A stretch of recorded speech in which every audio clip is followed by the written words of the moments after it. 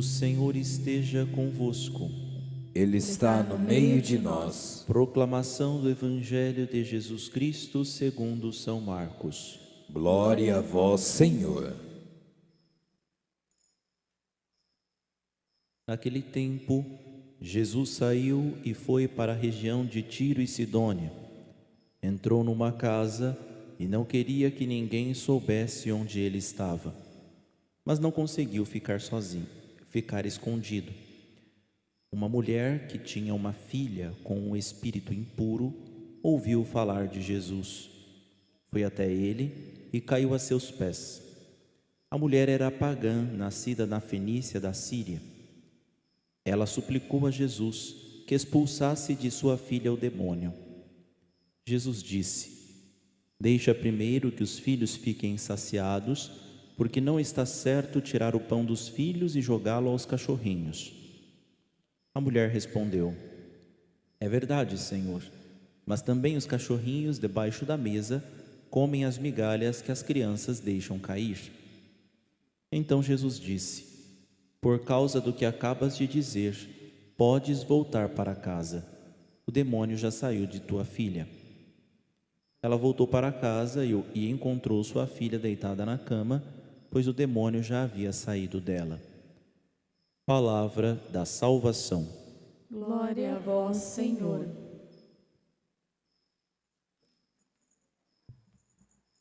Irmãos e irmãs, nós estamos neste dia percebendo, tanto na primeira leitura, lembrado também como resposta no Salmo, e no Evangelho de hoje, a figura de estrangeiros, de uma situação pagã. O paganismo não é uma situação de que uma pessoa que não é cristã, como hoje em dia geralmente nós colocamos, né? Mas alguém que acredita em outros deuses. Às vezes a gente até fala assim, a criança ainda é pagã, porque não foi batizada. Não é isso que se trata, né? O paganismo se trata de pessoas que acreditam em muitos deuses especialmente, né? Acreditam em muitos outros deuses, ou num Deus que não é o Deus de Israel. E por isso então era tido o nome de pagão, ou vindo da religião pagã. Por exemplo, os gregos, os romanos, eles tinham um paganismo, viviam um paganismo, porque acreditavam em muitos deuses, né? O Deus da água, o Deus do sol, o Deus da guerra, e assim sucessivamente. Para cada situação da vida existia um tipo de Deus ou algo do tipo. E Salomão, na primeira leitura nós escutávamos, né, que acabou para fazer com que o seu reinado crescesse, ele foi se aliando a muitos outros reinados. E para que essa aliança acontecesse, aos pouquinhos ele foi se casando com muitas mulheres. Então tinha um rei vizinho ali, ele ia lá, se casava com a esposa daquele rei. Quando aquele rei morresse, ele então começava a reinar naquele lugar. E assim foi acontecendo em vários lugares, em várias regiões, né? Ele se casava com a mulher para que depois ele governasse naquele lugar. Mas ao invés de ele levar, né, esta palavra, este ensinamento, as recomendações do rei Davi, seu pai, para aqueles lugares, ele se deixou alcançar pelo paganismo. Ele se deixou alcançar exatamente pela adoração a outros deuses. E é isso que está escrito no trecho que nós ouvimos hoje, né? Quando Salomão ficou velho, suas mulheres desviaram seu coração para outros deuses, e seu coração já não pertencia inteiramente ao Senhor seu Deus, como do seu pai Davi. Na semana passada nós escutávamos Davi, quando estava velho, antes de morrer, ele fez uma espécie de testamento espiritual para o futuro rei Salomão, né? E ele não fala para Salomão as riquezas, a fama, as coisas que passam.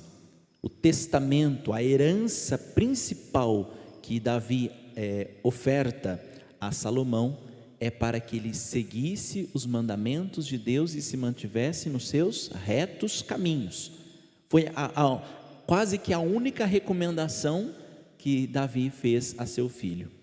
E percebam que ele manteve-se fiel até próximo da sua morte. Quando já estava velho, é que ele então desandou, que ele soltou as rédeas. A gente tem que ter muito cuidado com isso. Às vezes a gente fica pensando, né? Já fui à igreja a vida toda, já fui cristão desde o berço, isso e aquilo, agora eu vou curtir um pouco a vida, agora eu vou fazer uma viagem, agora eu vou fazer tal coisa. E aí a gente faz vista grossa, né? A exemplo de Salomão. E aqui nós percebemos que o coração, onde está o nosso tesouro, aí repousa o nosso coração. E o tesouro de Salomão não repousava inteiramente em Deus, não repousava inteiramente no Senhor. E ele começou a chamar outros deuses, outras coisas de também seu Senhor. E mostrava um respeito, construiu outros templos e foi construindo uma em presente, né? Uma para cada esposa, ao invés de ajudar, auxiliar com que as suas esposas também mudassem de opinião, de ideia, exatamente por sua fidelidade a Deus, ele começou a ceder, né, exatamente a estas outras realidades.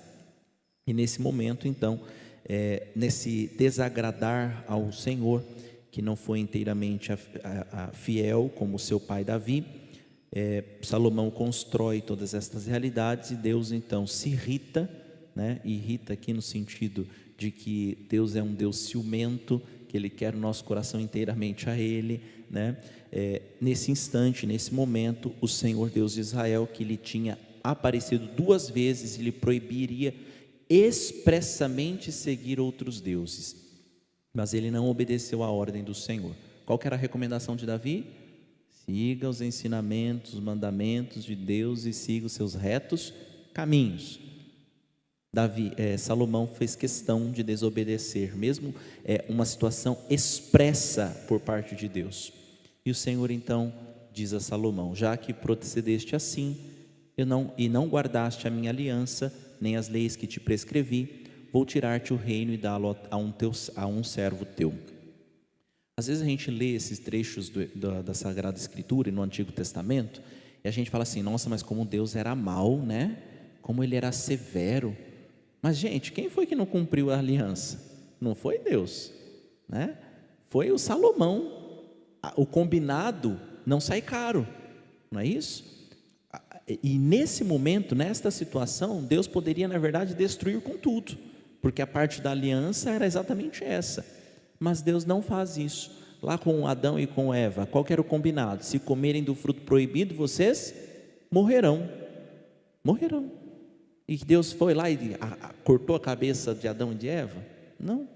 Mas a gente acha que Deus é um Deus mau. Ora, o combinado era esse. Ele na verdade sempre ameniza, né? Deus não nos trata como exigem nossas faltas. Deus não nos trata como exigem as nossas culpas. Deus não nos trata como exigem os nossos pecados. Imagina se Deus nos tratasse como verdadeiramente nós merecíamos. Coitado da nossa pele, né? Não sobraria uma por dia sequer, né, para contar histórias. Todos os dias a gente seria esfolado, todo dia a gente seria acabrunhado, todo dia a gente receberia chicotadas para dar conta daquilo que realmente nós merecemos. E portanto, esta situação de que nós temos que entender que Deus escolheu um povo, e um povo, uma raça mesmo, um grupo, uma nação, para ser este povo escolhido. E neste povo escolhido, Deus então faz com que recebam o pão, para que através deste povo todas as nações fossem alcançadas. Mas existia, portanto, etapas da salvação. Jesus vem primeiramente para este povo escolhido, que Deus foi pedagogicamente ensinando em todos estes anos, né? O povo de Israel, que Deus chamou primeiro Abraão, teve o filho Isaque, o filho Jacó, e aí portanto a partir de Jacó os 12 filhos, dos 12 filhos as 12 tribos, e assim faz com que formasse este povo, que pouco a pouco sendo pedagogicamente ensinado para servir unicamente, inteiramente a Deus, pudesse estar preparado quando viesse o Salvador. E aí, a partir deste povo que receberia o pão da vida, que é o próprio Cristo, pudesse fazer com que a palavra, o ensinamento, a salvação se irradiasse por todas as nações. Este era o plano de Deus, né? As etapas da salvação. Acontece que então se aproximou uma mulher né, que era estrangeira e que quis queimar essa etapa, né? Ela começa a insistir. Aqui nós não escutamos neste trecho do Evangelho, mas em outros evangelistas deste mesmo relato diz que a mulher ficava insistindo, e os apóstolos falavam: Senhor, manda essa mulher embora, ela está insistindo, fica enchendo o saco, manda ela embora, né? E aí Jesus meio que até aceita a sugestão dos apóstolos, né? Fala: ó, filha, vai embora. E ela pega, então pede, né? Ela insiste: mestre, Senhor. E aqui há algo interessante. É a única vez que uma mulher, né, que uma pessoa chama Jesus de Senhor aqui no evangelista Marcos, né? Se você procurar todo o evangelista Marcos, é um dos únicos momentos que aparece a palavra Senhor. Ou seja, uma estrangeira, alguém que a princípio, né, adorava muitos outros deuses, reconhece em Jesus o Senhor, Kyrios, Senhor. E esta mulher então faz quase que uma espécie de profissão de fé, e nesta profissão de fé ela apresenta a sua necessidade. Minha gente, a primeira coisa então que nós precisamos entender é a nossa insistência em favor das nossas necessidades. E entenda, as nossas necessidades também, a nossa salvação, a nossa santidade que precisamos e somos convidados a viver diariamente. E também isso precisamos apresentar diante do Senhor. Senhor, eu ainda estou muito distante daquilo que o Senhor pede a nós, assim como pediu a Salomão e pede também a mim, que eu seja fiel unicamente a você, e que eu tenho que parar de acender uma vela para o santo, uma vela para o demônio. Eu ainda tenho insistido em acender, através dos meus pecados, uma adoração, um incenso, uma vela também para o diabo. Dá-me a graça da fidelidade de ter um coração indiviso, inteiramente a Ti. Dá-me essa graça. Eu tenho que primeiramente aprender a apresentar esta necessidade. E depois, claro, nesta insistência, apresentar a necessidade dos nossos irmãos. Sabermos rezar uns pelos outros. Sabermos apresentar as necessidades uns dos outros. Mas perceba que há aqui também um processo, né? Um caminho. E qual é o caminho? Reconhecer que Jesus é Senhor, mas também adorá-lo como Senhor. Eu fazia retiro nesse mês de janeiro, recentemente, na segunda parte do mês, e lá na obra dos Santos Anjos, todo início e fim de qualquer oração, eles faziam aquilo que nós rezamos após o prefácio dentro da oração eucarística: Santo, Santo, Santo, Senhor Deus do universo, e assim vai, né? A oração dos anjos, porque percebam que é uma oração de exorcismo, a oração que nós reconhecemos Deus como Deus, que é totalmente santo, que eu me prostro diante dele, ou seja, eu reconheço Jesus como único Deus, de que ele é santo, santo, santo, ou seja, santíssimo, 3 vezes santos. E portanto eu não quero adorar uma única outra situação. É uma oração de exorcismo, de expulsão.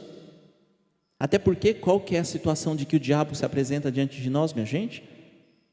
Ele, quando Deus apresenta a sua vontade, apresenta o seu planejamento de salvação dos seres humanos, ele se rebela e ele diz: não servirei. Não vou me prostrar jamais, não vou me colocar nunca de joelhos. Como, eu não lembro agora qual é o santo, diz que o demônio não tem joelho, né? O demônio não tem joelho, ele nunca se prostrará diante do Senhor. Cuidado, cuidado, se em nossas almas, se em nossos corações, nós também não é encontrado em nós joelhos de adoração. Se nós não conseguimos nos prostrar diante da vontade de Deus, se nós não nos colocarmos verdadeiramente reconhecendo de que Ele é digno de toda adoração, de não conseguirmos rezar: Santo, Santo, Santo, Senhor Deus do universo, o céu e a terra proclamam a vossa glória, hosana no mais alto dos céus, bendito que vem em nome do Senhor, hosana nas alturas. porque eu tenho que rezar junto com todos os anjos e santos, reconhecer que nos céus e na terra é proclamado de que Ele é santo, de que Ele é o único digno de adoração. Às vezes nós nos colocamos exatamente como Salomão na sua velhice. A gente tem que deixar Deus ser Deus. E aí a gente tem que cuidar também com os nossos milindres, né? Imagina se esta mulher ficasse toda milindrosa quando Jesus falasse: olha, minha filha, eu primeiro tenho que dar o pão para os filhos. Não fica bem tirar o pão dos filhos para dá-lo aos cachorrinhos. Jesus está explicando aqui para ela de que há etapas de salvação. Primeiro é para o povo de Deus, para a raça escolhida. E minha gente, há muitos que foram escolhidos, muitos.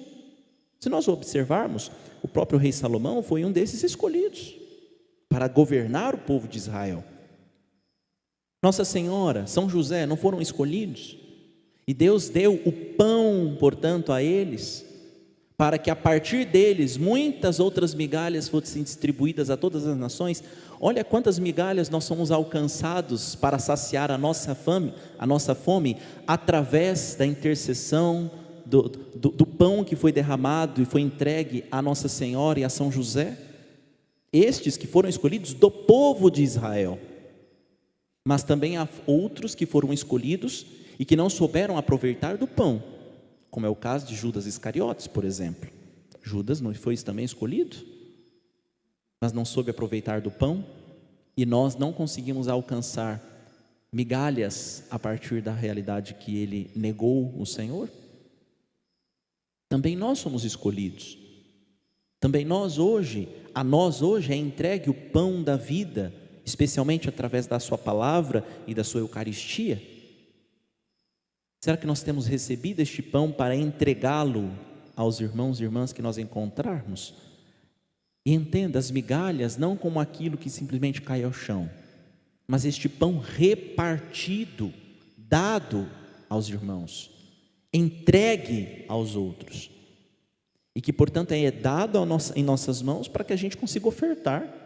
Eu que participo da missa diária, o que eu tenho feito, o que eu tenho ofertado, qual é o pão da vida que eu tenho dado aos outros, que eu tenho repartido, a graça que tem sido derramada em meu coração, o que eu tenho dado aos outros, qual é a vida que eu tenho mudado em mim para adorar o único Deus, para me colocar prostrado em adoração, em reconhecimento de que Ele é o único Senhor. Aquela oração que é como se fosse o primeiro mandamento para o judeu: Shema Israel Adonai Eloheinu Adonai Echad. Escuta, Israel, o Senhor é nosso Deus, o Senhor é um. Salomão se esqueceu disso. Salomão se esqueceu desta realidade, deste primeiro mandamento. Escuta o Senhor, ouve, ó Israel, o Senhor é único. Esteja disponível, reconheça de que Ele é o único Deus. Precisou uma estrangeira mostrar para os apóstolos e para mim e para você, que também somos estrangeiros e somos convidados a partir do sacramento do batismo, sermos verdadeiramente estrangeiros nesta terra, porque a nossa nação é o céu, a vivenciarmos verdadeiramente esta realidade. A realidade de que precisamos almejar, planejar, ter como objetivo, como ideal, as coisas do céu, e já nos colocar aqui na terra, prostrados diante do Senhor, reconhecendo de que Ele é o único Deus, e pedirmos também a Ele, não cheio de milindres, né? Mas agora então chamou de cachorrinho, agora eu vou abrir um processo porque não sei o que, não sei o que. Não, Senhor, olha, também os cachorrinhos são saciados com as migalhas dos filhos que deixam cair ao chão. E não é verdade que muitos do povo de Israel não acolheram o Senhor? A luz que brilhava nas trevas, aqueles que andavam nas trevas, viu uma grande luz.